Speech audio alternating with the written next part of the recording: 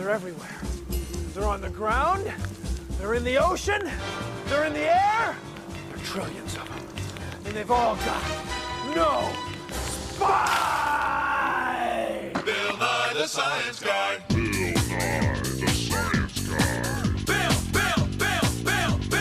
Bill Nye the Science Guy. Science rules. Bill Nye the Science Guy. Inertia is a property of matter. Bill Nye the Science Guy. T minus 7 seconds. Bill Nye the Science Guy. Brought to you by Tex Nematodes Roundworm Roundup, the Dude Ranch for blood-sucking invertebrates. When you think of an animal, you probably think of one with a backbone. A fish, a frog, a horse, or a human. But 90% of the animals on Earth don't have backbones. If the number of animals with backbones were this big, the number of animals without backbones would be this big. They have ways of moving and eating and thinking that are totally different from ours.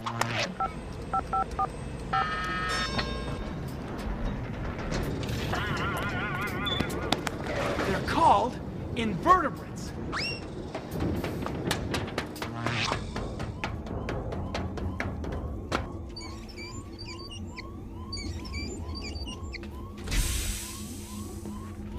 That means no vertebra, no backbone. Now, most of the animals in the world don't have a backbone. And without them, there wouldn't be any of us backboners around. Now, take a look at this. It's our Where You Fit In chart of science. It's a chart of all the animals in the world. Now, right now, you are here. You're a human. You have a backbone, along with a few other animals. But today, you're here with the invertebrates. Most of the animals that live in the sea, bugs and insects on the land, and the worms that crawl on the ground. They all have no backbone. Now, here's a classic. It's a squid. Actually, it's a rubber model of a squid. And it's an invertebrate. And it moves something like this.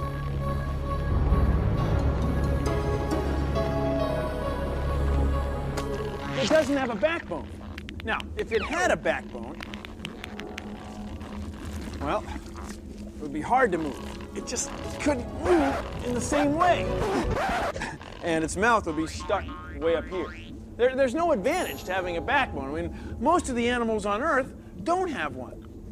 Without bones, though, it is hard for invertebrates to get very big. They get too spread out for how much they weigh, unless they live in the sea. Then the water supports them.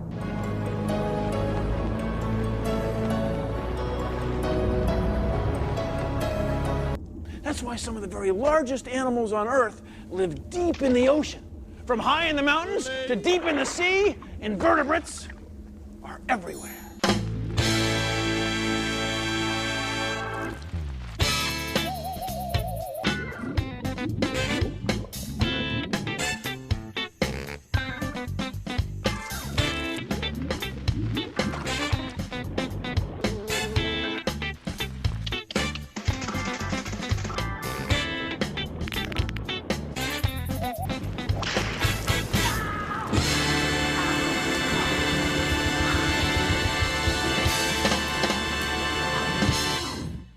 She was a desperate invertebrate groupie. He was a spineless punk rocker. Together, they made rock and roll history. Squid and Nancy. A love story so moving, it will make your spine tingle. Boy, is he a loser. Hey, that's my cousin you're talking about. Yeah, right there. Oh, hi, I'm a vertebrate. That means I have a backbone. Animals without backbones are called invertebrates. Ow, sometimes I think they're better off without a backbone. Will you stop? This pond is teeming with invertebrates.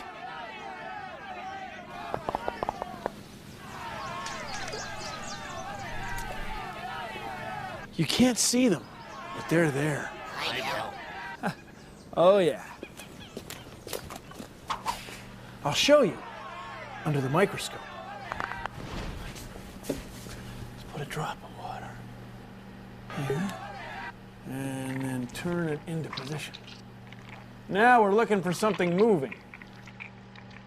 Oh, right there, right there. Do you see it? Do you see? Hi, This is a Dad. water flea, or Daphnia. And look, she's got eggs inside. Pretty soon there'll be lots more Daphnias. She's an invertebrate. And that's just in one tiny drop of pond water. Think of the zillions of invertebrates and the zillions of drops of pond water all over the world. There's way more invertebrates than there are of us. And that's a good thing. We need them. Wah-ha-ha-ha! Wah-ha-ha-ha! The best way to learn about invertebrates is to study them yourself. Take a big jar and fill it with wet soil.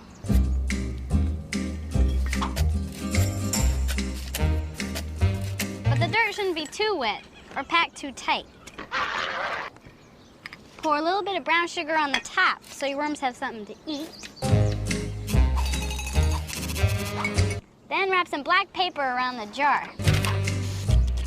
You know, because worms like their privacy. Now you add about a dozen worms. Cute. You can collect earthworms outside after it rains, or you just dig up some dirt and find them squirming around.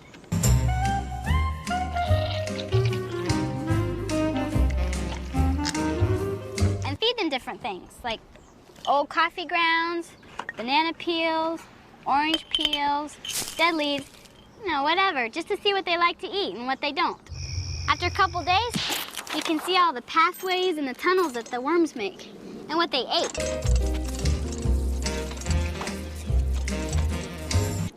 But you have to let them go back into the ground after a few weeks. You know, I mean, worms, they don't mind staying inside for a while, but they really dig squirming around in the ground outside.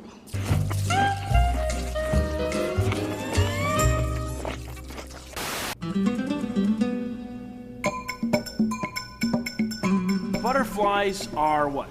Insects. And insects are what? Invertebrates. That's right. Every insect is an invertebrate. Just because you're an invertebrate doesn't mean you're not pretty.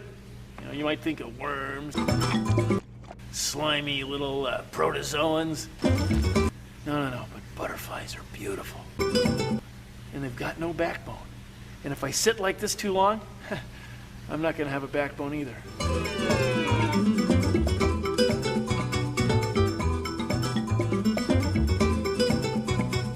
Pretty! I mean, invertebrates.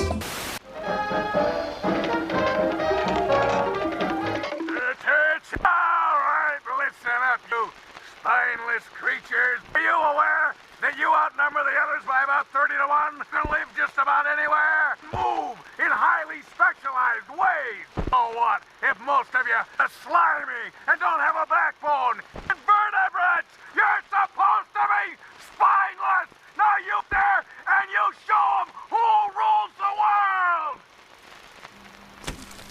Sorry, I didn't see you down there.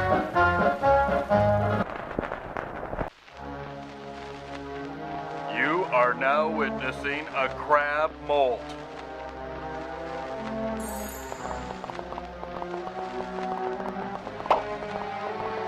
It is literally walking out of its own skin. Many invertebrates can do something that animals like us can't. If they lose an arm or a leg, they can grow a whole new one. Take a look at this. This is a crab shell from a crab that got in a pretty bad fight. He got pinched by another crab. And look, he lost a lot of his shell over here. And his whole left claw is gone. His whole left arm is pinched off. Now, crabs grow by shedding their shells. We say they molt. So this is the first shell that the crab shed after he got in that bad fight. The next time he shed his shell... At the seashore? Look, this part of his shell is repaired. And he has a whole new left claw. Brand new arm. Isn't that wild? And then the time he shed his shell after that, his left claw is almost full-sized. And his body is just about back to normal. See, invertebrates can do this because their bodies aren't too complicated. If an animal like us tried to do it, we have too many muscles and bones and tendons and nerves. We can't pull it off. But crabs can. See, look. This is the same crab. He's over here. He's fine. Okay. Strong swimmer. He's an invertebrate. He can regenerate parts of his body. Can't you? See, he's fine. I sure am, Bill.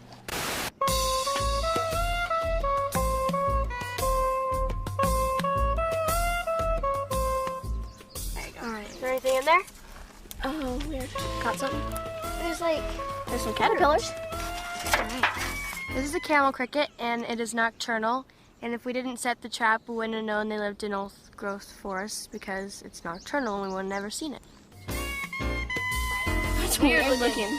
Wait, look at that one. Oh, weird. Ew. We use the pitfall trap. It catches them live. It uses bait like fruit rinds and leaves and stuff. All invertebrates are very important to the forest. They each have a job or a place or a role. There's a camel cricket over here. Black and kind of stripes. We separate them out into different groups, and then we send them off to scientists, which identify them more closely. Invertebrates really rule. You and I are vertebrates. We have brains connected to a central nervous system which runs through our spine, our backbone. But invertebrates have no spines. So how do they know what to do? Well, please consider the following. Many invertebrates have what's called a nerve net.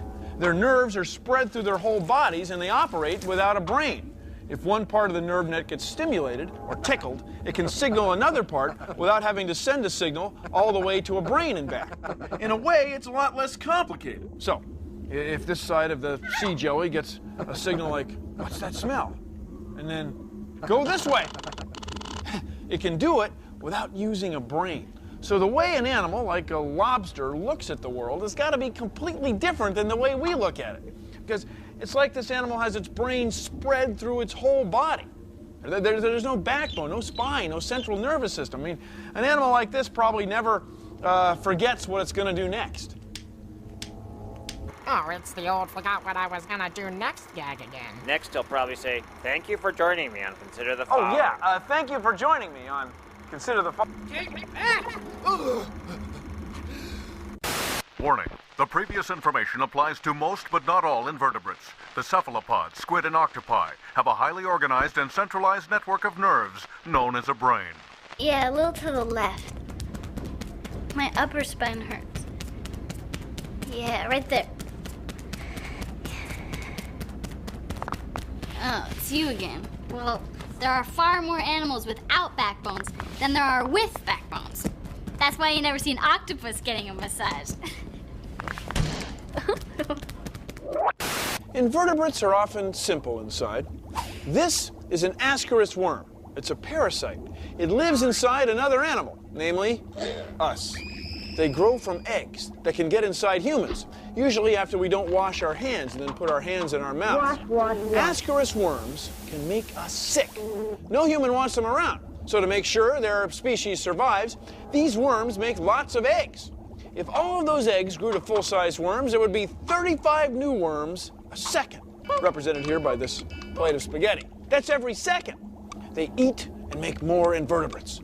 350 eggs every 10 seconds. If we let them, they'd make over 2,830 eggs every minute. It's a strategy that many invertebrates go for. 125,000 eggs every hour. They don't hunt, fish, or farm. They get us to bring their food to them. And it would be over 3 million of them every day. They're invertebrates. They try to reproduce. You've got to respect that. Oh, boy. See, this is just spaghetti. It's just a representation, really.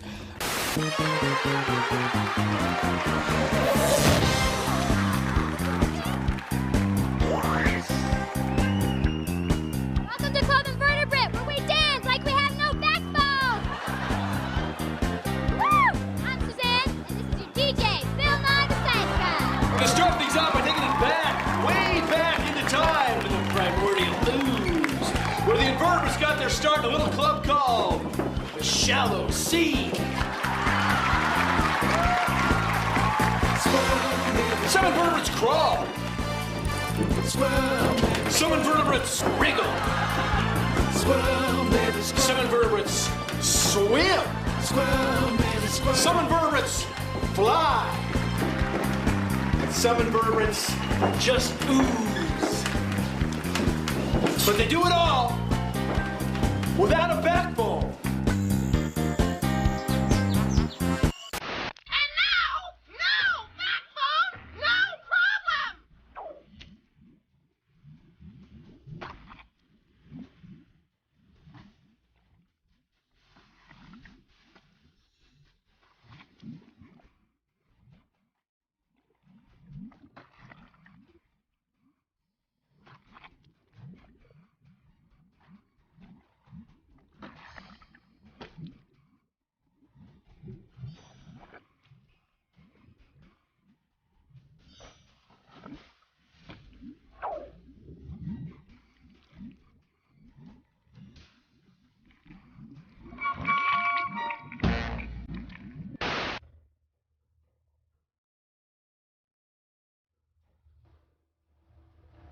These are jellies, sea jellies, jellyfish.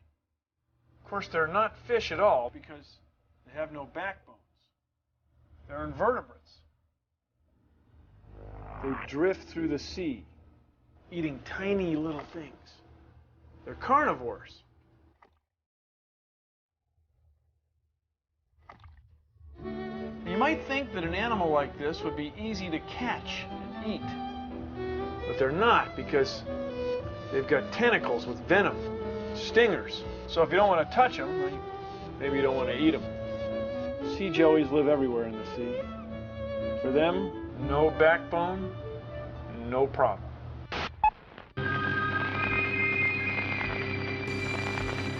Well, look, of course the movie stunk. The director's a dung beetle.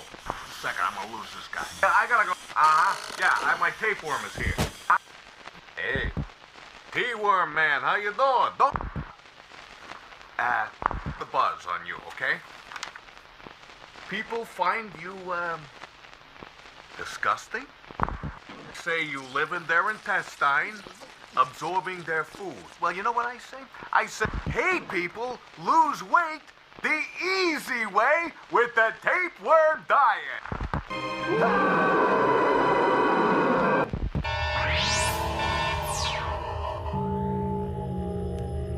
This is an octopus. She's an invertebrate. This is an octopus. What we call a cephalopod. It's an invertebrate. It means head foot. See, her head is where she has her eyes. And this big sac back here is where she has all her internal organs. Then she uses her brain to control all these arms, which go all over the place.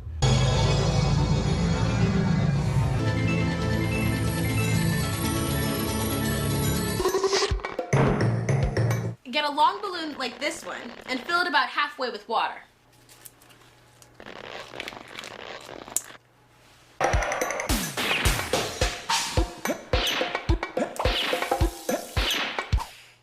Now tie a knot in it.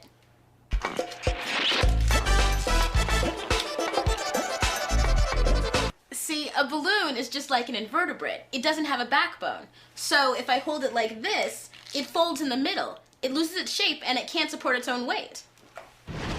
But look, when you put it in the water, it straightens out. The water supports it. That's why the world's largest invertebrates, like octopi and giant squid, live in the sea, because the water supports them.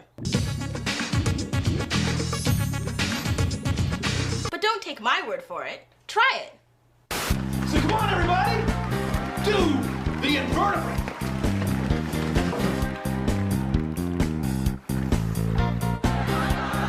Just can't stop when I got no spine. You're so beautiful, my sweet. So intelligent. So elegant. A spine would only get in the way. We know your day will come.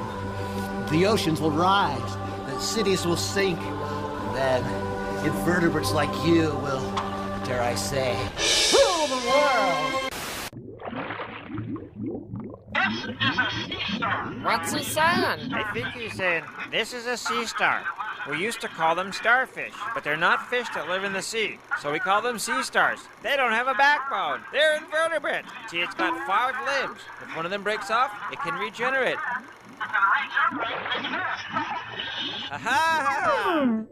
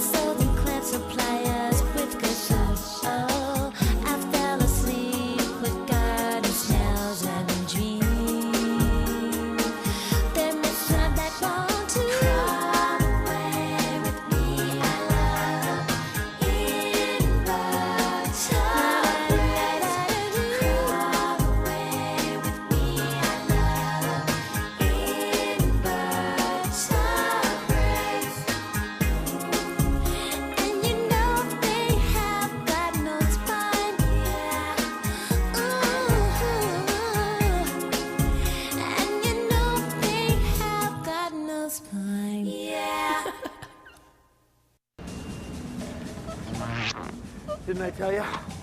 Invertebrates are everywhere. That's our show. Thanks for watching. If you'll excuse me, I've got some exoskeleton compliance coefficients to calculate. See ya! Produced in association with the National Science Foundation. This is a hermit crab. It lives on the sea floor, eating things, eating all kinds of stuff. Maybe not the same kind of stuff that you and I would eat, but it's down there doing its job, eating away. Now, it's an invertebrate. There's a lot of invertebrates that do this kind of job, okay? There's a lot of invertebrates all over the world eating dead stuff. Stuff that you and I don't eat. I mean, I'm talking about dead leaves, dead trees, dead animals, dead stuff. See, without the invertebrates down there eating, well, then you and I would be buried alive, okay? We wouldn't be up to here. We wouldn't be up to our knees. No, we'd be up to here. We would disappear. There would be no more us, okay? There would be no humans without invertebrates. See, the invertebrates have been in the world a long time.